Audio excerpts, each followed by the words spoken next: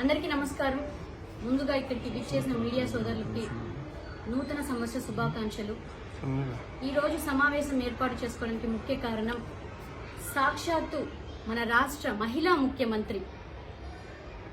ముఖ్యమంత్రి నిన్నటి రోజున పవన్ కళ్యాణ్ గారి గురించి పిచ్చి వాగాడు. ఈయన వ్యవహారం, ఈయన వైఖరి ఎలా ఉందంటే ఎప్పుడో పాతకాలం సామెత ఒకటి గుర్తొస్తుంది. ఆడలేనమ్మ మధ్యలో ఓడు అన్నట్టు, ఈయన వ్యవహారం ఇలా ఉంది. ప్రజల డబ్బు కోట్లు ఖర్చు పెట్టి అక్కడక్కడి నుంచి ప్రజలనంతా తరలిస్తూ, భయపడిస్తూ, బెదిరిస్తూ, డ్వాక్రా మహిళల్ని బెదిరిస్తూ, విద్యార్థుల్ని భయపడిస్తూ ఒక సభను ఏర్పాటు చేసుకొని నువ్వు ఏమి చేశావో అది చెప్పుకోమంటే ఒక సభ పెట్టి ప్రజల సొమ్ముతో పవన్ కళ్యాణ్ గారి గురించి వ్యక్తిగతంగా పదే పదే విమర్శించుకుంటూ పోతున్నాడు. ఇది ఏమి కర్మ అని ప్రజలు భావిస్తున్నారు. పవన్ కళ్యాణ్ గారికి ఎంతమంది భార్యలు ఉన్నారని సభలో మాట్లాడుతున్నాడు. సరే, ఈ భార్య ఈ రాష్ట్రం కాకపోతే ఆ రాష్ట్రం, ఈ భార్య కాకపోతే ఆ భార్య అని మాట్లాడుతున్నారు. ఒకటే అడుగుతున్నారు ప్రజలంతా, ఆ భార్యల వల్ల ప్రజలకు కానీ 1% ఏదైనా ఉపయోగం ఉందా? మీరు మాట్లాడే మాటల వల్ల 1% ఏదైనా రాష్ట్రానికి కానీ మాకు కానీ ప్రజలకేమైనా ఉపయోగం ఉందా? ఏదైనా ఉద్ధరించారా అని ప్రజలు ప్రశ్నిస్తున్నారు మహిళా ముఖ్యమంత్రిని. ఇంకో విషయం, ఈ భార్యల వల్ల, పవన్ కళ్యాణ్ గారి భార్యల వల్ల ఏదో నష్టం జరిగినట్టు ప్రతి మీటింగ్ లో పదే పదే ఇదే మాట్లాడుతున్నారు. వ్యక్తిగతంగా ఈ రాష్ట్రానికి నువ్వు ఏమి చేశావు, ఏమి చింపావు అని సభలు పెట్టుకొని ప్రజల డబ్బు దోచుకుంటూ సభలకు ఖర్చు పెడుతూ, కోట్లు ఖర్చు పెడుతూ పవన్ కళ్యాణ్ గారి గురించి మాట్లాడుతున్నావు. ప్రజలంతా ఎందుకురా నీకు ఓటేసి గెలిపించామా అని ఆలోచించే పరిస్థితికి దిగజారుతున్నారు. పోనీ మీకున్నది మహిళా ముఖ్యమంత్రి, నీకున్నది ఒకటే భార్య కదా, ఒకటే భార్య కదా. సరే, మీకున్నది ఒకటే భార్య వల్ల, ఆ ఒక్క భార్య వల్ల మన రాష్ట్రానికి, మన ఆంధ్ర రాష్ట్రానికి ఏమి ఉపయోగం, ఏమి ఉద్ధరించారో చెప్పండి. నీకు ఒకటే భార్య కదా, నువ్వేమైనా ప్రత్యేక హోదా సాధించావా? నీకు ఒకటే భార్య కదా, నువ్వేమైనా మద్యపాన నిషేధం, పూర్తి నిషేధం అని మాటిచ్చావు కదా, అదేమైనా చేశావా? నీకు ఒకటే భార్య కదా, రాష్ట్రంలో జరుగుతున్న మహిళలపై జరుగుతున్న అత్యాచారాలపై ఏ ఒక్కడికన్నా శిక్ష పడిందా, న్యాయం జరిగిందా ఒక్క మహిళ కన్నా? నీకు ఒకటే భార్య కదా, సిపిఎస్ రద్దు చేశావా? నీకు ఒక్కటే భార్య కదా, ఇంటింటికి సన్న బియ్యం ఇస్తానన్నావు, మరి ఇచ్చావా?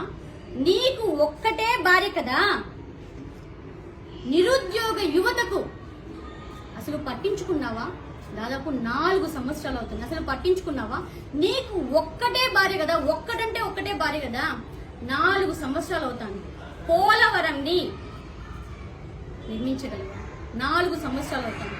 నీకు ఒక్కటే భార్య కదా, 1వ తారీఖున జనవరి 1వ తారీఖు, జనవరి వచ్చేస్తోంది, కొత్త సంవత్సరం వచ్చేస్తోంది. జాబ్ క్యాలెండర్ రిలీజ్ చేస్తున్నావా? దమ్ముందా? నీకు ఒకటే భార్య కదా, పోలీసులకు పెండింగ్ ఉన్న టీఏలు, డిఏలు, సరెండర్స్ ఇచ్చావా? నీకు ఒక్కటే భార్య కదా, రైతులకు గిట్టుబాటు ధర అందించావా? ఒక్క రైతన్నా చనిపోకుండా ఆదుకోగలిగావా?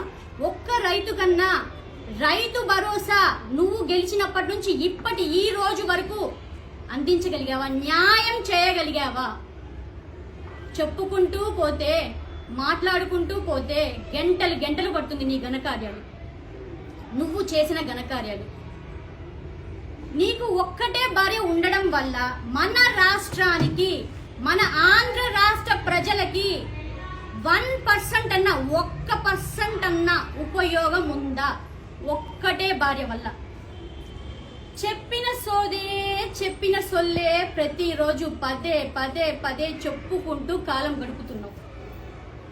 పవన్ కళ్యాణ్ గారికి పెళ్లిళ్ళు పెళ్లిళ్ళు పెళ్లిళ్ళు అంటున్నావు. అది మొత్తం తెలుసు, దేశం అందరికీ తెలుసు, ఫ్యాన్స్ కి తెలుసు, అందరికీ తెలుసు. నువ్వు ప్రత్యేకంగా ఇది చెప్పడం వల్ల ఏమైనా ఒరుగుతుందా? సరే, నీకు ఒకటే భార్య ఉంది, దానివల్ల మాకేమైనా ఒరుగుతుందా? ప్రజలకేమైనా ఒరుగుతుందా? ఇది చెప్పడం వల్ల సోది తప్ప, ప్రజల డబ్బు కోట్లు దోచుకునే దాని తప్ప, మాకు టైం వేస్ట్ తప్ప, ఇది తప్ప ఏమన్నా 1% అన్నా ఉపయోగం ఉందా? నీకు నిద్ర పట్టక, నీకు వన్నులో వణుకు పుట్టి నిద్ర ఇంకోటి రాక ఇలాంటివి మాట్లాడుతున్నావు తప్ప ప్రజలకు ఏమైనా ఉపయోగం ఉందా? ఓకే, ఇంకో విషయానికి వద్దాం.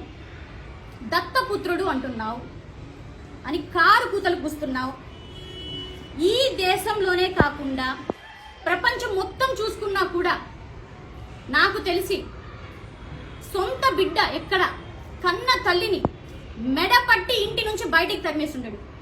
ఇంటి నుండి ఏంటి, రాష్ట్రం నుండి సొంత తల్లిని సొంత చెల్లిని బయటికి తరిమేసినోడు ఈ ప్రపంచంలో ఎవడైనా ఉన్నాడా అంటే అది మన మహిళా ముఖ్యమంత్రి జగన్ రెడ్డి, బటన్ రెడ్డి అని కోడై కూస్తున్నారు రాష్ట్ర ప్రజలు, మన రాష్ట్ర ప్రజలు. సొంత చెల్లి కన్న తల్లి పక్కన పెట్టుకుని గెలిచావు. ఆ మహిళల్నే ఇప్పుడు మెడబట్టి గెంటేశావు. నువ్వు మళ్ళీ మా నాయకుడిని, మా అధినేత పవన్ కళ్యాణ్ గారిని దత్తపుత్రుడు అంటున్నావు, వాగుతున్నావు. కనీసం ఇంట్లో నుండి కూడా